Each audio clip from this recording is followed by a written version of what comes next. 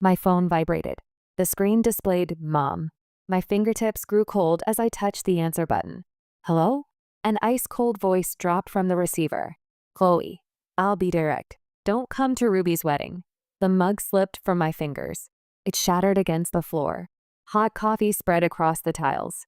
The black liquid crept toward the fragments of happiness I'd been surrounded by just moments before. What? My own voice sounded like it belonged to someone else. My mother continued, her tone flat and unwavering. Your presence would get in Ruby's way. If you come, you'll ruin everything. Everyone received an invitation. Everyone except you. I stood frozen in a sea of photographs spread across the floor. A wedding I'd just shot in Vermont. Golden autumn leaves and a white dress dancing in the wind. Moments of beauty I should have felt proud of as a professional. Now coffee was leaving dark trails across them, like tears. I'm Ruby's sister. Why am I the only one not invited? My mother's voice didn't waver. This is for Ruby's happiness. Without you there, she can truly shine. A sharp pain pierced deep in my chest. Childhood memories flooded back. The day I wasn't in the family photo. My drawing removed from the refrigerator. The moment my trophy from a photography contest at 12 was shoved into a closet because it was embarrassing. I forced the words out. Is that your answer as a mother? After a heavy silence, words like blades cut into me. Your absence is the greatest gift you could give. The colors drained from my vision. Am I wrong? Was my effort really that much of a burden? I only wanted my family to be happy. Why am I the only one they don't want? This is the story of how I was rejected by my family and how I chose my own life for the first time. My name is Chloe Hamilton. I'm 35 years old. I work as a freelance photographer. At home, I was simply called Chloe. The day I pressed a shutter for the first time at 12, I felt like the world's light had opened just for me, even though my family never noticed me. Through a lens, I could capture someone's precious moment. That fact alone had always been my anchor. Weddings, family portraits, advertising. No matter the project, what clients needed was the skill to make a moment eternal. I'd always taken pride in that role, but there was a cruel irony. In my own life, no one had ever said, I recognize you in this moment. Within my family, I was always placed at the edge. I stood just outside the circle of light, like background scenery. I believed that if I tried hard enough, someday I'd reach the center. I believed that if I succeeded, someday my family would be proud of me. But reality was different. From the beginning, I'd never been given a role on the stage called family. That's why I turned to photography. Instead of myself, who was never given light, I kept capturing the beautiful moments of others' lives. And so I became an adult. I became a professional. I recorded countless happy moments. Yet my family never saw any of it as Chloe's pride. This sense of wrongness, this loneliness. And today, my mother's words, don't come. All of it had accumulated over the years, bit by bit, shaping who I am now. I love light, but when I stood before my family, I always became shadow. I had always wanted to know why. There are 5 people in my family. My father, Richard Hamilton, a financial consultant at a major firm, a rationalist. He believes only in success and numbers. Nothing else holds value for him. Is it useful or not? That's his only measure. Emotions are waste, he'd say. He applies the same standard to family.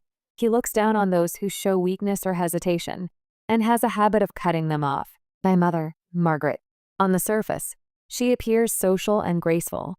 In reality, she's obsessed with appearances and the image of a perfect family. She's sensitive to neighborhood gossip and how others see us. That's all that matters to her. To maintain balance, she selects one person as the star and uses the others as comparison tools. That role always went to my younger sister, Ruby. My sister, Ruby Hamilton, 29 years old, the center of the family, the only source of pride for my parents.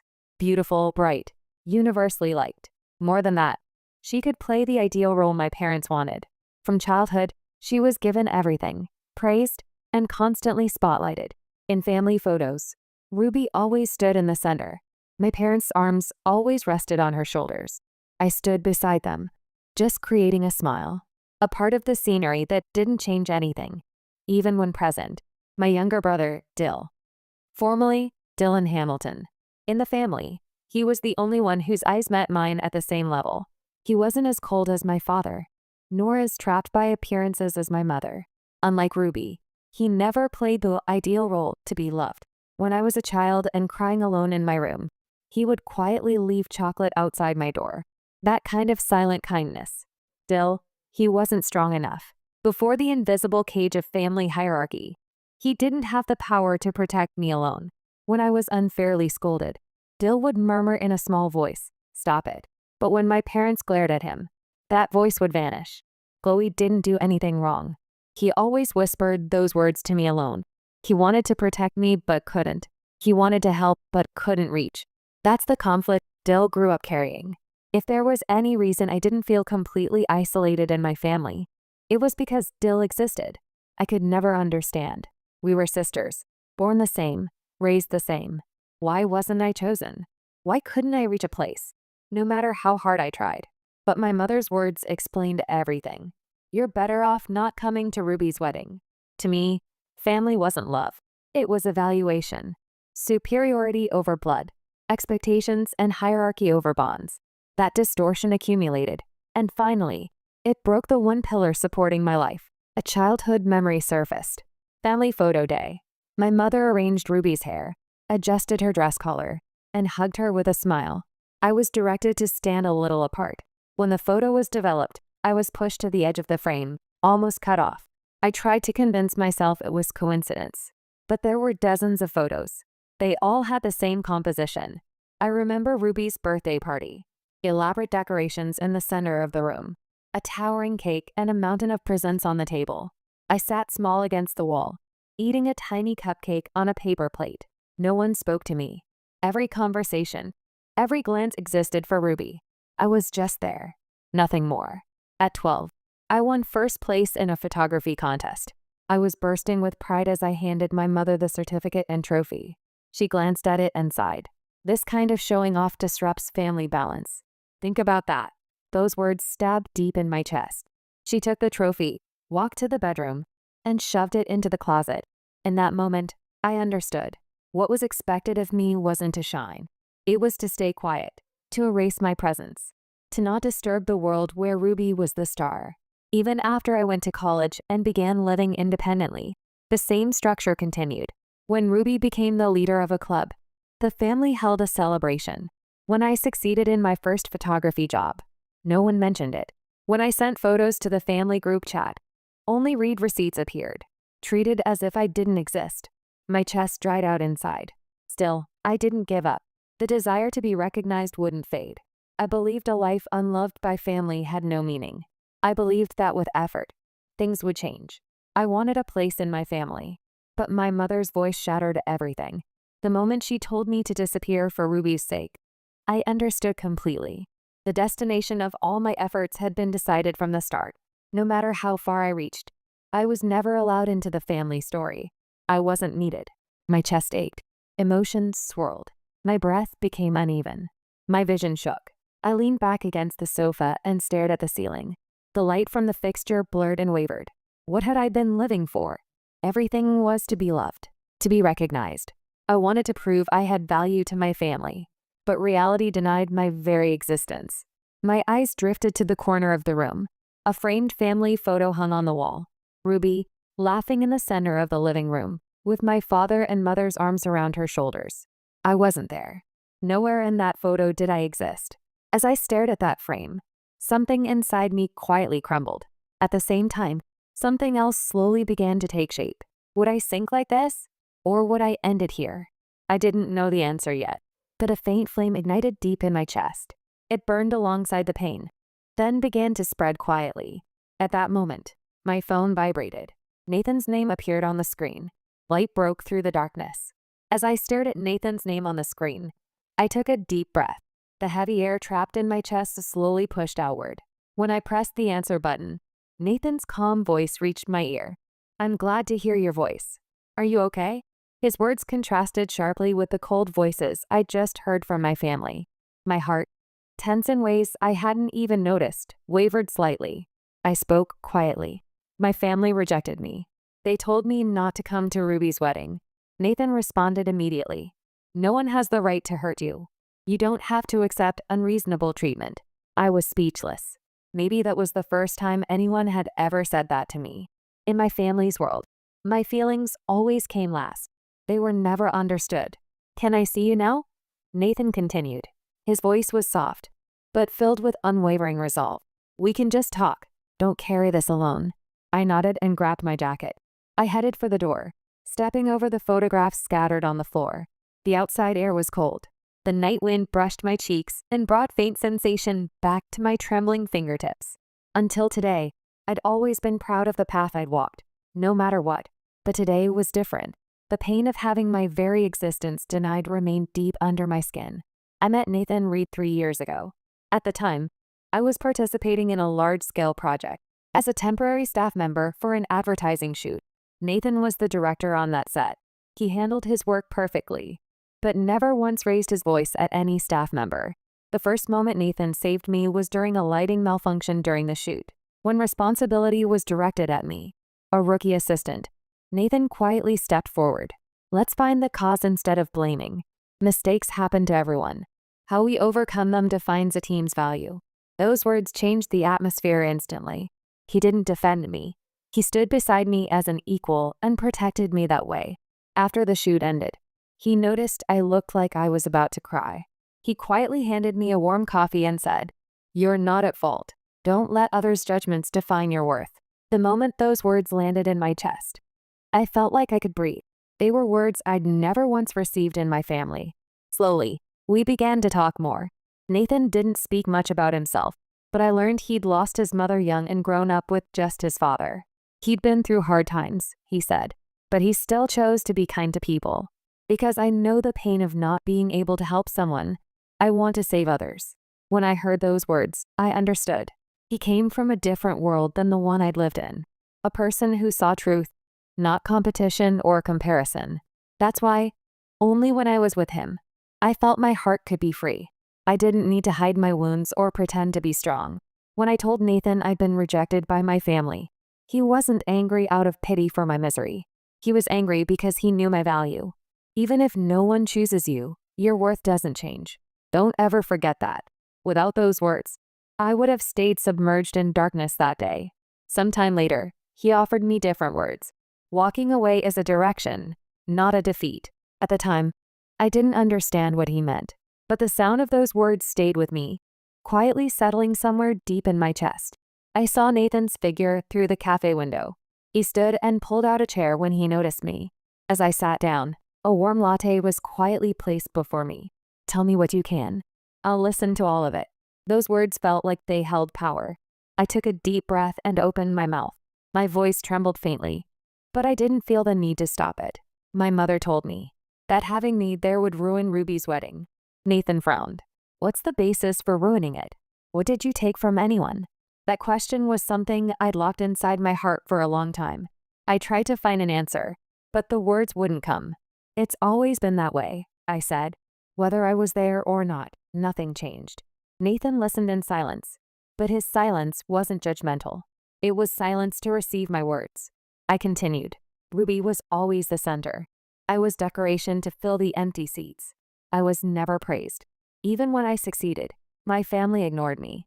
But if I failed, I was blamed. The only thing expected of me was to stay silent. Nathan lightly clenched his fist and placed it on the table. "How did you keep believing in yourself, growing up in that world?" I laughed a little, a dry laugh. I wanted to believe.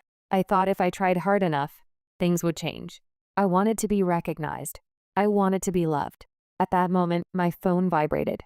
My father's name appeared on the screen. Messages arrived in rapid succession. "I heard from your mother. This decision is the consensus of the entire family. Understand that. Don't get in Ruby's way." My fingertips froze. My heart pounded heavily. The next moment, another notification sounded. The family group chat, usually filled with birthday photos and smiling vacation pictures. Now, it displayed Ruby in a pure white wedding dress, flanked by my parents. She wore a radiant smile. Below were short messages. "We want to make this the best day with the whole family. Just don't get in the way. It's better if you keep your distance this time." I stared at the screen, frozen. It felt like my breath had stopped. Nathan spoke. "Stop. Don't look. Those words are only meant to hurt you." I turned my phone face down. I pressed the power button and darkened the screen. What did I do? I whispered. When did it become like this? Nathan spoke slowly. You did nothing. You don't need to be hurt by words meant only to wound. The weight of those words settled in my chest. I closed my eyes. In the darkness, childhood memories surfaced in chains. 3 weeks passed like walking through thick fog with my hands outstretched, retouching photos, drafting compositions. It all felt like it belonged to some distant world. I could work. My hands moved mechanically, but my heart had lost any place to rest. My phone never rang. Not from my mother, not from my father, and of course not from Ruby. Only that emptiness lingered in my room, cutting away my existence. The fact that I'd been officially excluded from my own family wasn't something that could be dismissed lightly. One afternoon, a call from Jessica appeared on my screen. She was an old friend who had maintained relationships with both Ruby and me. Chloe, did you see it? Ruby's latest story. I opened my phone, my hand trembling. There was a balcony by the sea, champagne, a stack of invitations on the table. At the bottom of the screen, white glowing text. #Miami wedding, #perfect day, #family only. Family only, huh? My lips twisted naturally. Among the pile of invitations, my name wasn't there. It was the moment I was officially removed from the framework I believed was family since birth. Jessica continued, her breath catching. I recently found out. Ruby's fiancé, remember? Preston Hart, the heir to an investment firm, the one whose parents own a mansion in Florida. The moment I heard the name, something stirred uneasily in my chest. Ruby had told me about him before. A man with high pride who looked at others as if appraising their value. The type who could say, I don't want people who don't match our family standing around us, without hesitation. Jessica's voice trembled. They're covering the entire wedding cost. Preston's family, $800,000 total. And Preston apparently said, don't invite Chloe. That woman doesn't fit our class. In that instant, the air solidified in my lungs, the feeling of blood draining away all at once. My existence had been dismissed like someone was putting a price tag on it, by a man I'd never even met. It wasn't even Ruby's decision. I was completely excluded from my family by someone else's judgment. My chest made a rough, tearing sound from the inside. A man I'd never met had the authority to reject me. Even my right to witness a milestone in my own life was decided by someone who wasn't family. At that moment, the camera resting at the edge of the desk slipped and hit the floor with a hard sound. I picked it up reflexively. Through the viewfinder, I saw my own fingertips. I'd spent my life capturing other people's light. Weddings where families laughed together. Moments when children were embraced by their parents. I'd framed countless happiness through my lens. But I'd never once been inside that frame myself. Something cracked inside my chest. Not sorrow. Not anger. It was colder. Clearer. It was the sound of the last thread snapping. I'd been clinging to it, believing that if I just held on a little longer, someday my family would turn around and see me. That thread had finally broken. My hand, still holding the camera, stopped trembling. My vision cleared. For the first time, I saw the truth. My family didn't need me. They never had. I wasn't walking away from them. They had already walked away from me. All I was doing now was acknowledging that fact. I'd finally grasped it. That day, as I closed the zipper on my suitcase, a quiet sound settled into the room. Tomorrow morning, I was supposed to board a flight to the East Coast. I'd planned this small trip a month ago. I decided to surrender myself to a cross-continental flight from Lax and step away from daily life for a while. 3 days ago, I'd passed the point where cancellation fees would apply, so there was no turning back now. But the night before departure, my mother called. The word Margaret displayed on the screen roughly grabbed something deep in my chest. Can you come home tonight, even just for a little while? Her voice was surprisingly soft, like a different person from the cold declaration. There's something I want to talk about regarding Ruby. Please, Chloe. Please. That word stopped me. I couldn't change the travel schedule, but if I refused, I'd be painted as the villain again. In the family story, I was always the one causing problems. After a long silence, I answered. 1 hour. As I drove, my fingers trembled slightly on the wheel. Still, the closer I got to the house, the colder and harder my chest became. No matter how many times I was betrayed, some part of me still hoped. I hated myself for it. When the front door opened, my mother, father, and younger brother Dill stood in the living room. "Thank you for coming." My mother's smile was like a mask she wore to greet visitors. As I sat on the sofa, my mother looked straight at me. "I want you to reconsider, Chloe." The sound of my breath felt loud in the heavy air that filled the room. "Reconsider?" I frowned. "Reconsider what?" "Coming to Ruby's wedding." My mother's voice was quiet, but my father's expression behind her was tightly drawn. I thought I hadn't been invited yet. Cold words spilled from my mouth. My father looked away. My mother even smiled as she continued. "It was a misunderstanding. We sent you a formal invitation too, just like everyone else." A dry laugh rose in my throat. "An invitation? I never received one." "I'm not trying to blame you. Maybe it was a postal error, right?" My mother folded her hands gracefully. A perfectly calculated line to smooth everything over. "We want you to come, Chloe." My father spoke. "As a daughter, as family, you should be there." In that moment, my chest swayed heavily. They wanted me to come. Finally, they were saying it. The words I'd been seeking. But my mother's next words destroyed everything. "I didn't really want to invite you," my mother said, looking away. Preston insisted strongly. "Don't invite Chloe. She'll lower the family's standing." A sensation like air cracking ran through me. It wasn't the family's decision. With one word from an outsider who wasn't even family yet, I was discarded. "You followed that opinion?" My voice came out without trembling, quietly cold. My father remained silent the entire time. But that silence itself was the answer. "Say something." "It's always been that way, hasn't it?" Looking the other way, keeping me on the outside of the family more than anyone. My father's eyebrow moved slightly. "That's not true. I had to protect the household. If someone had to be sacrificed, then it was. It was always me." Before I realized it, my voice was shaking, but not with tears, with burning conviction. "To you, family is decoration to maintain appearances. I never had a place there from the start." My father couldn't say anything. Not that he'd lost his words. He looked like he'd never had the right words to begin with. My mother said, as if it were obvious, "But we want you to come now. Just, during the ceremony, be modest. You don't need to take photos. We have professionals." My cheek twitched. "You'll ruin everything." Ruby's voice echoed from the top of the stairs. I turned to see my sister descending, the white fabric of her wedding fitting swaying. Her eyes held a sharpness like she was looking at an enemy. "You're always like this, sis.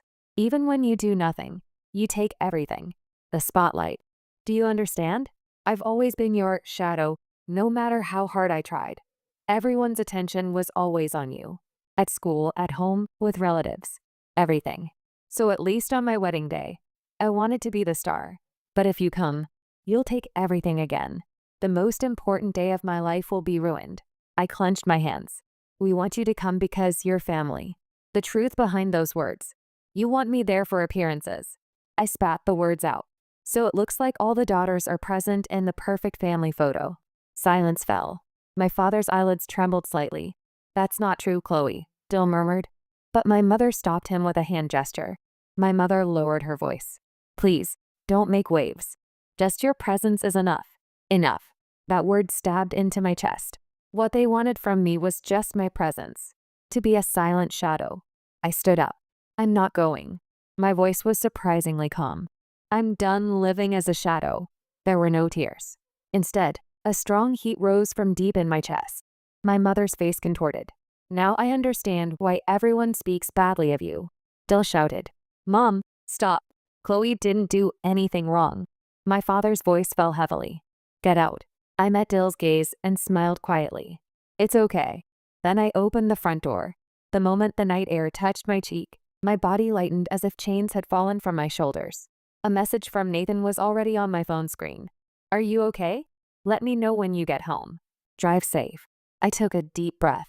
As I heard the door close behind me, I thought from the bottom of my heart for the first time, I'm done living to seek permission from my family.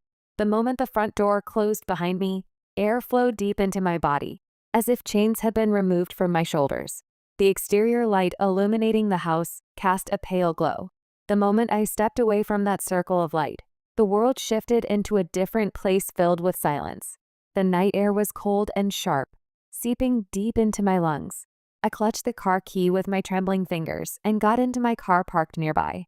When I started the engine, the headlights extended toward the house, cutting through the darkness.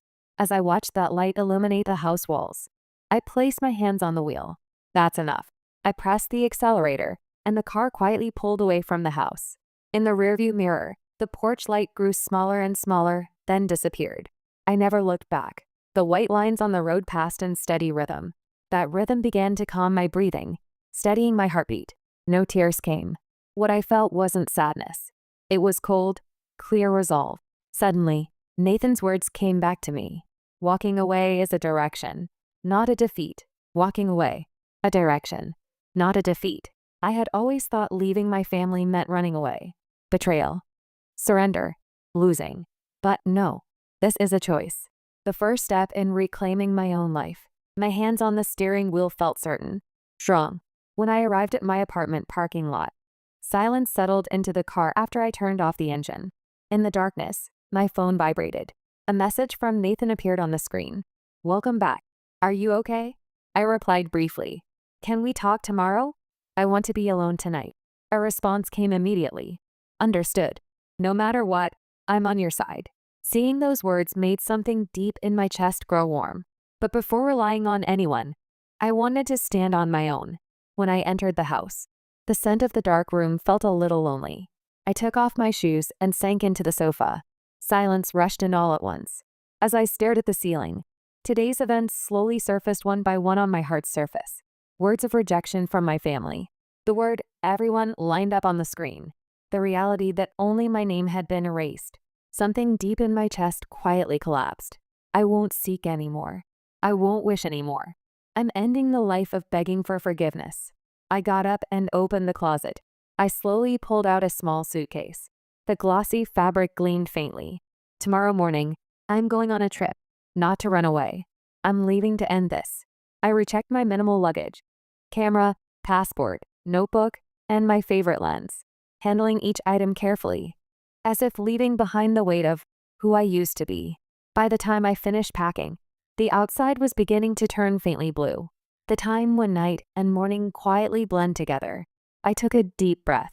Tomorrow, I'm going on a trip that requires no one's permission, no one's approval. A small but certain voice resonated deep in my chest. I will live my own life. I placed the suitcase by the front door and turned off the bedroom light. Even if I couldn't sleep, it didn't matter. The night would end soon. I woke before the alarm went off. The light filtering through the curtain gap still held a soft gray hue. My sleep had been shallow, but strangely, my body felt light. The weight that had been sinking in my chest had shifted slightly, transforming into a force pushing me forward. While preparing a simple breakfast in the kitchen, I checked my phone screen. No new unread messages. Not from my family, not from my mother, not from Ruby. Last night's silence continued. Still, what came before loneliness was quiet reassurance. I realized I no longer feared the absence of contact. I gripped the suitcase handle and stood at the front door. Before locking up, I looked back at the room once. Familiar furniture, photo frames still leaning against the wall, equipment cases. Only things I had chosen were here. Nothing that tried to diminish me. I exhaled softly and closed the door.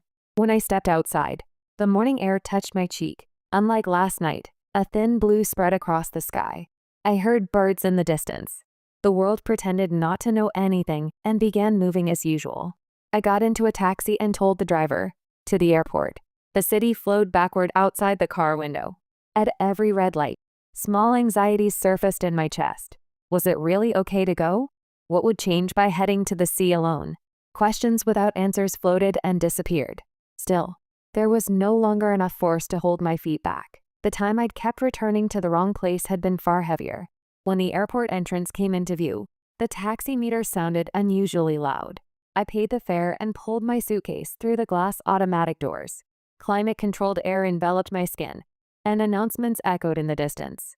Near a pillar in the departure lobby, a familiar silhouette stood, wrapped in a gray coat, holding a paper cup, searching for me.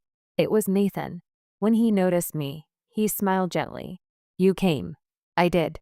The words slipped out, and I laughed a little at myself. Nathan took my suitcase. "Did you check in?" "Already done. Just waiting for boarding time now." We sat on a bench near the gate by the window. On the other side of the glass, A small plane reflected the morning light, gleaming. Beyond the runway, a horizon-like boundary stretched endlessly. You said it's a town near the sea. Nathan spoke.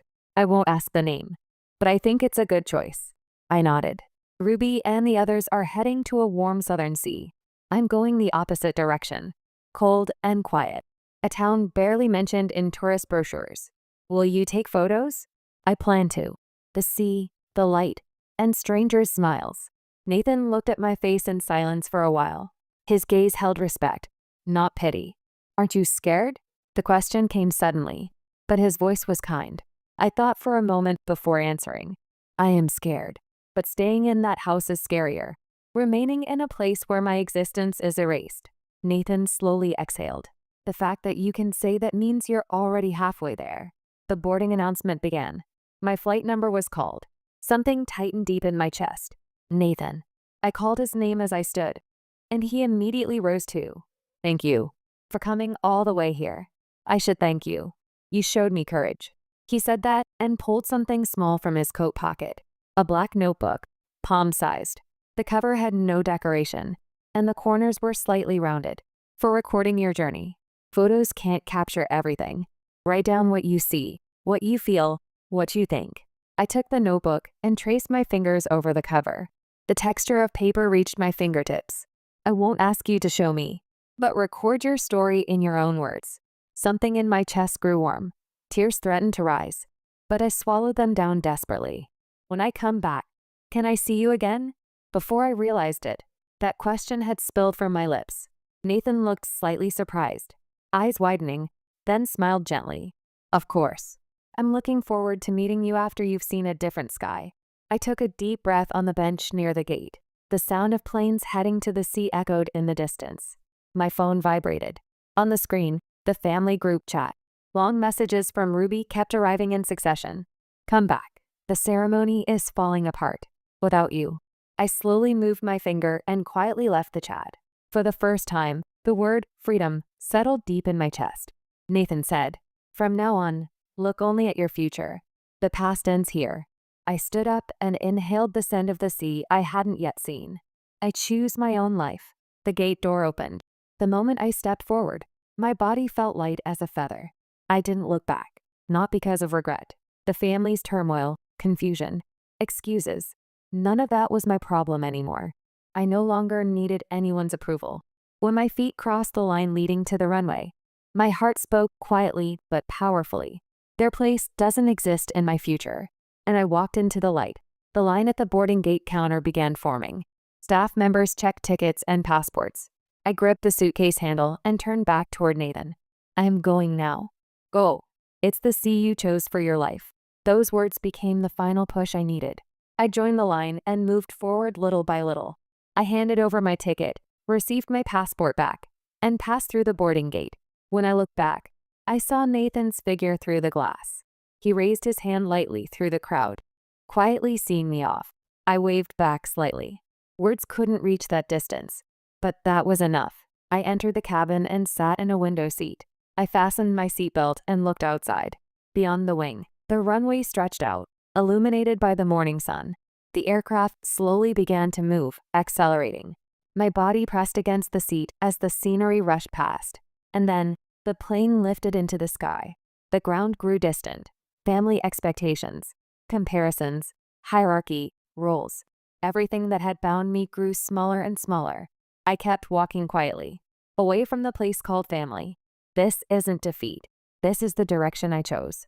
When we emerged above the clouds, a world of pure white spread before me. Brilliant light poured through the window, illuminating the small notebook on my lap. I gently opened the cover. I slowly moved my pen across the first line of the first page. From here, I began writing my own life. As I gazed at those words, I felt quiet certainty deep in my chest. I'm no longer anyone's decoration. Even if no one chooses me, my story is mine. Through the window, the clouds broke, and the outline of the sea appeared in the distance. Deep blue, gently swaying in the sunlight. I was heading toward that sea, as the first destination I chose with my own feet. No matter how much you're rejected, there's a light that can't be taken away. You're allowed to choose your own life without anyone's permission. If this story touched your heart, please support us with a like and subscribe to the channel. Your words give strength to the next protagonist.